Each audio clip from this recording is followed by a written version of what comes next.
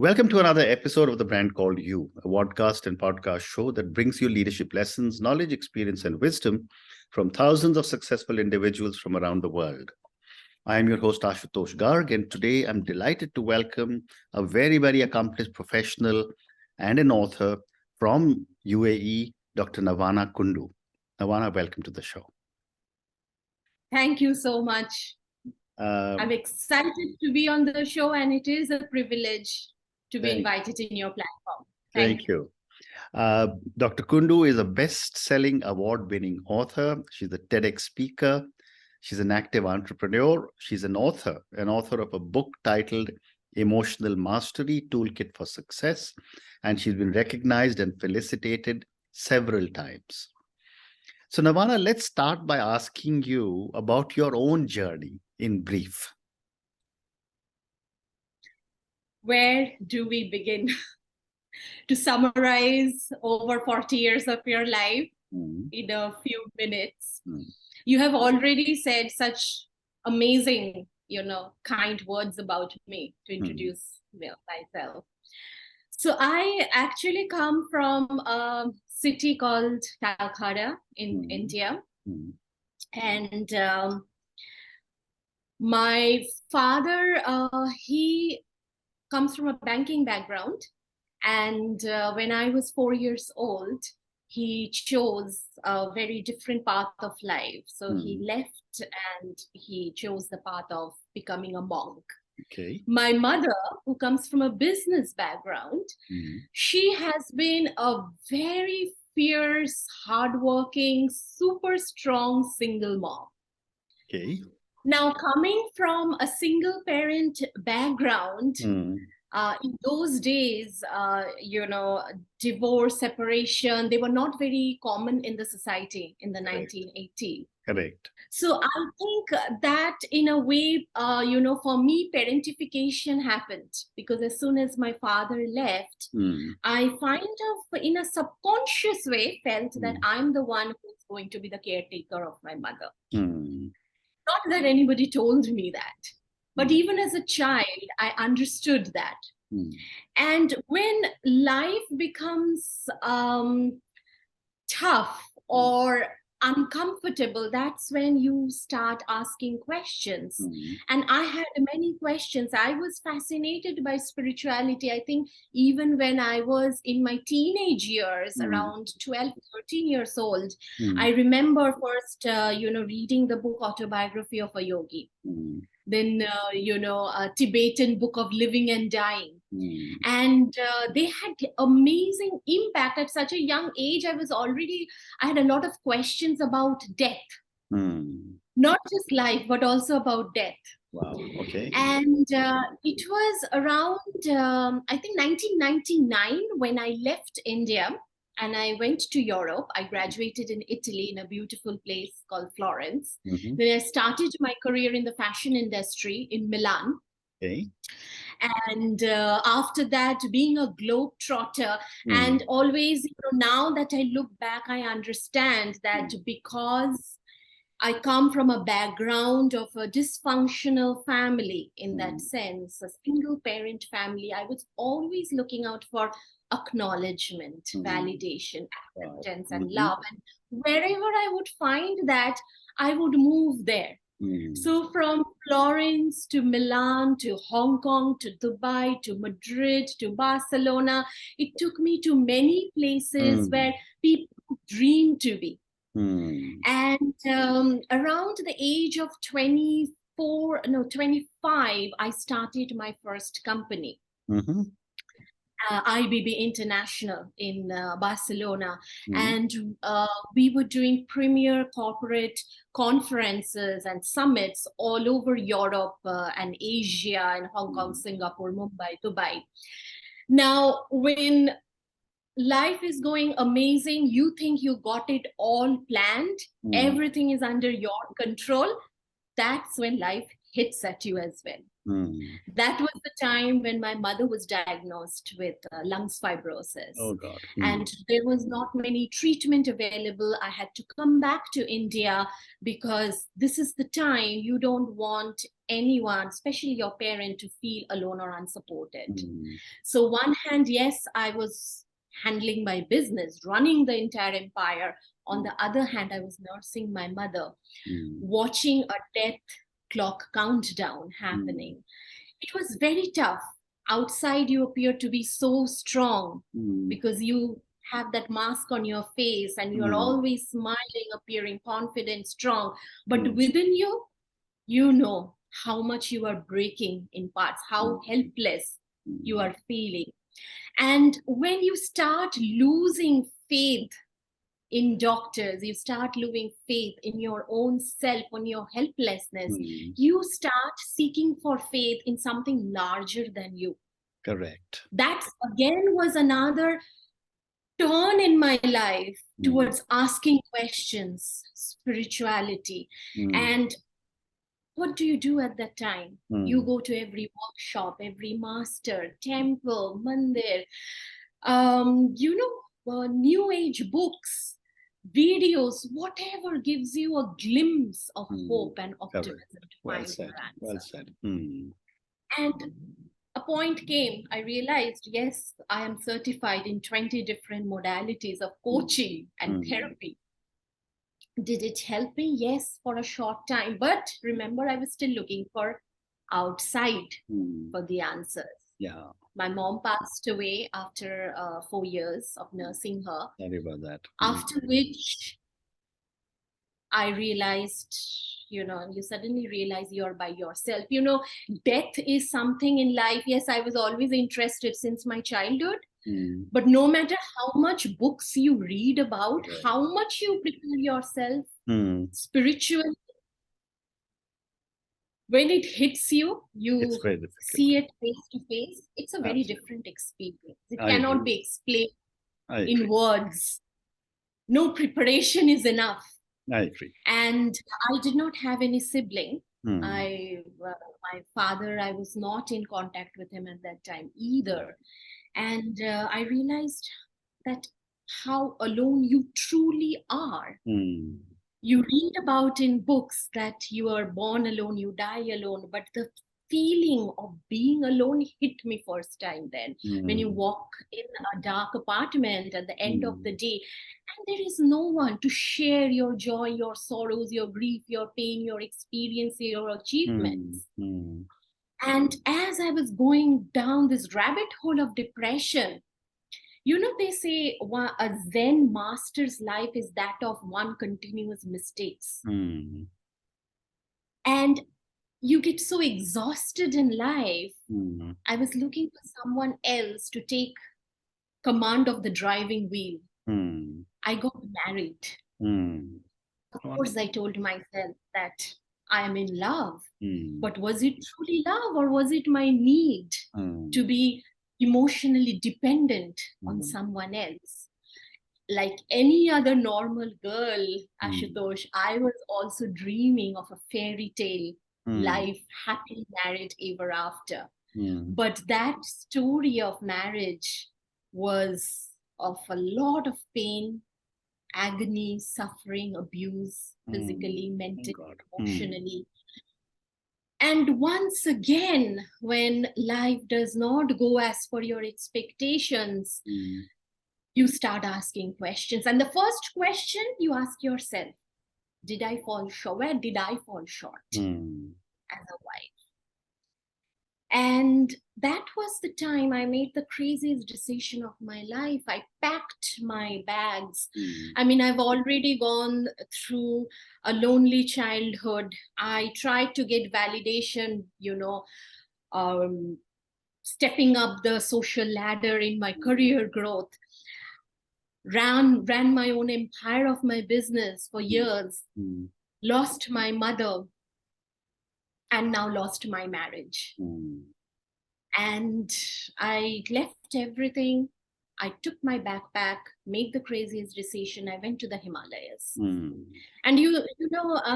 they say that it is said that when a student is ready, the master appears. I met my guru at that time. Oh, wonderful. We were talking about Haira Khan Babaji before. He had an influence in my life since my birth. I met my guru at that time, and sitting in front of him, I remember I asked him that everyone is living for a purpose. Either they are living for their child, or they're living for their parent, or they're living for their partner. Who am I living for? I don't have a purpose to wake up in the morning, to drag myself out of the bed. And he asked me one question. He asked me, who do you think man lives for? I was still very ignorant. I said, I don't know. For goals, for achievements, for career growth, for your partner to raise your family, to provide for your family. He said, no, a man lives for his own self. Correct.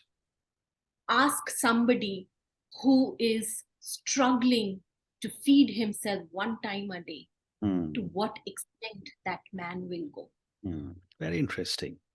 Very interesting. And he said that I can show you the ways, I can teach you the techniques. I can bring the food in a spoon near your mouth, but you have to take that effort to gulp that food down. You have to walk that path. And that's when my journey restarted, I would say. I spent 2 years in the Himalayas. The silence, the loneliness that I was so afraid of, I loved and embraced that aloneness and solitude of the mountains. I loved and embraced that silence around me. And in that, I found so many answers. Yes, I thought once again, my life is all set. There is no reason for me to come back. Correct. But again, I met a client from Dubai, and she was going through a tough time. And after we did her sessions from the Himalayas, sitting there only, she said, Navana, you always say that, outside it's become so commercial. Everything is about certification in these days, especially when it comes to coaching, healing, therapy. But the point is, who certified Jesus that he was the greatest healer? Who certified Buddha that he achieved enlightenment? And he said, people who have the real wisdom cannot be just sitting in the mountains. And I realized, yes, perhaps, there is another curriculum of life that is waiting for me. And I had come to Dubai, as I was explaining to you, for a month during COVID, and COVID happened, borders closed down. I ended up now, living in Dubai and providing my services in Dubai now. Oh, wonderful. And yes, in 2021, my book came out. So let's talk about your book a little. Your book is titled Emotional Mastery, Toolkit for Success. Yes. Tell me a little bit about your book, and let me start by asking you, how do you define emotional mastery? And based on what your story you've just told me, you've obviously become a master of your own emotions. I have come a long way. I have yet a very long way to go, for sure. I'm sure. Yes, first of all, emotional mastery, how can we define it? What do we mean by it? It is to understand the hidden messages behind your emotions and utilize and leverage the power of emotions to fuel your motivation to achieve everything in your life that matters the most, from relationships, health, wealth, to spirituality. How I started with emotional mastery, first of all, I would say that today, if you look at books, videos in YouTube, everyone is talking about mind mastery. The foundation of mind mastery is emotional mastery. Your mind will not take any command unless you are engaged emotionally with your mind and developed a relation with your mind. What do I mean by that? If I do not have a relationship with you, Ashutosh, and I meet you suddenly in the street and I tell you, can you give me $1,000? You'll be like, oh, I don't know you. Why should I give you? But if I have a relation with you and I said, Ashutosh, I need $1,000. Can you lend me? It's like, you'll be like, yeah, sure. If I have a very deep relation for over many years, you'll be like, of course, I trust you. I'll give you. This is about having an emotional engagement and relationship with each other. When you don't have a relationship with your mind, the problem today is happening. You want your mind to think one way, the mind thinks another way. You are doing affirmations, positive thinking.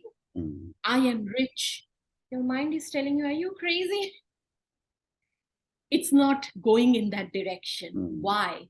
Because you have to develop a relation, an emotional engagement with your mind for your mind to take your command. And that is the basis of emotional mastery. If you cannot take command of your emotions will take command of you. It is the ABC before you study medicine.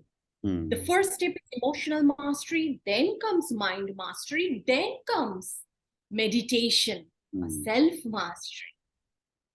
Very nice. And you also talk about managing emotions. What are some of the challenges people face while managing their own emotion?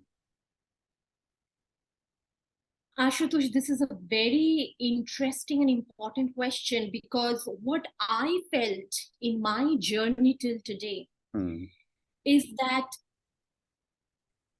our education system teaches us so many things, but they do not teach us how to deal with your emotions and bounce back when life doesn't go as per your expectations. And that happens in life many times, I guarantee you. No matter how much you plan, a bigger plan is in action. And I wish now that standing today here at this, 43 years of age, that when I was a little girl, somebody would teach me, guide me, show me how to work around and manage and heal my difficult emotions and use my emotions to guide me to achieve what I want in life. What most people face, some of the challenges are a lot of myths and conditionings about emotions. Lot of times you are said, if you are feeling your emotions, expressing them, what are you told? That you are being too sensitive, with a negative connotation. Being emotional is not professional at work. Correct. If you're showing your emotions, you are too weak. Make your decisions with your head and not your heart. Ignore your emotions, suppress your emotions, push them under a carpet, close them inside a box, because no one wants to appear weak. Emotions are seen in a very negative connotation, but we have to understand what does the term emotion mean. It means energy in motion. So no energy can be positive or negative. No emotion is positive or negative unless it is the positive or negative meaning we give to that emotion. So most people nowadays, they have never been trained how to manage their emotions, heal their emotions. And they feel, depressed, demotivated, angry, fearful, stuck in a pattern, and they don't know how to break out of it. Very interesting. So I'm now going to move to, given our time constraints, I'm going to ask you one question on coaching, and then I'm going to come to some lessons. how has, and you're a certified coach and you coach many, many people, how has your background and all your amazing learnings supported your own coaching philosophy, your style, and your values? The more you train yourself, you are always refining more and more your skills. Now, all these coaching modalities, therapy modalities, there are tools and techniques that are being given to you. Correct. And more you practice with experience, they get more and more refined. They give you the scientific data. They give you that knowledge, the theoretical knowledge. So they definitely help you to a certain point. But what sets you apart is also your working on your own self on a regular basis. How much you're working on your own self, how much you are meditating, it makes a huge difference on your perspective, on your refining your tools, because you also have to understand whenever we are coaching, we are healing, we are doing any therapy, it's the exchange of energy also you are having. So what energy are you giving out? Tools and techniques are only one part of it. Correct. But your inner self, inner work, inner core, along with your experience and your intention, makes up the full 100% of it. Very interesting. My next question is that, this is now the age of the young leaders, the millennials and the Gen Z leaders.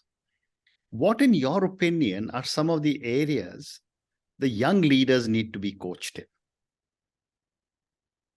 It is very, very tough times for them. Because when we look at Gen Z and millennials, 9 out of 10 people are having mental health issues. Depression, anxiety, stress, worry, fear, because times are so uncertain, unpredictable, and things are changing rapidly. Whether it is in terms of technology or way of living, our relationships, how we define them, our outer life, inner life, everything is changing rapid pace. Remember, in our times, Ashutosh, we would hardly have stress or tension maybe one day before the exam or the exam report is coming out. That was all tension and anxiety was about. Depression, we would hardly hear. But for the Gen Z and millennials, it's a huge, huge thing. So here comes again, there was a report I read of McKinsey in 2022, one of the recent reports, that by 2030, I think it was around, they said 80% or more of the organization and employers would be looking at emotional intelligence to get your next promotion or your next job. So if you want to be a leader, work on your emotional intelligence and emotional mastery, because to be a leader, you have to understand the emotions of your people. You are dealing with human beings with no emotions and not with robots. Second thing about Gen Z and millennials, I would say, stop comparing with yourself. In today's time of social media, everyone is looking at each other. And this conditioning has started since our childhood. When you first brought your exam report at home, what did your parent ask you? How much marks or grade did you get? You say, the next question, how much did Mr. Mehta's son get? Yes, so true. They had a good intention, but the method was different. I agree. The child, 0 to 7 years, especially when the analytical part of the brain is yet to develop, they absorb everything like a sponge. And the subconscious mind understands that my being good or bad is linked directly to my performance. But understand one thing, this is for all the Gen Z and millennials, that till you were in school and college, the exams were same for everybody. The questions were same in the exam. So some sort of comparison still made sense. But when you are out in life, everyone has different exam. I may have an exam of losing a parent, a mother, Right. a divorce. Somebody may have an exam of having a bankruptcy. Someone else might have an exam of having a terminal illness. So do not compare. Focus on yourself. If you believe it, just go for it 100%. If someone else could do you before you, you can also do it. Well said. Well said. And I want to have time for only one more question.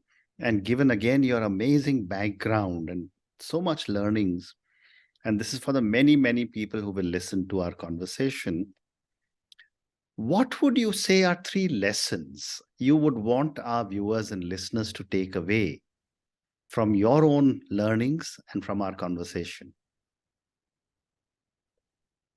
That's an extremely valuable question you have asked.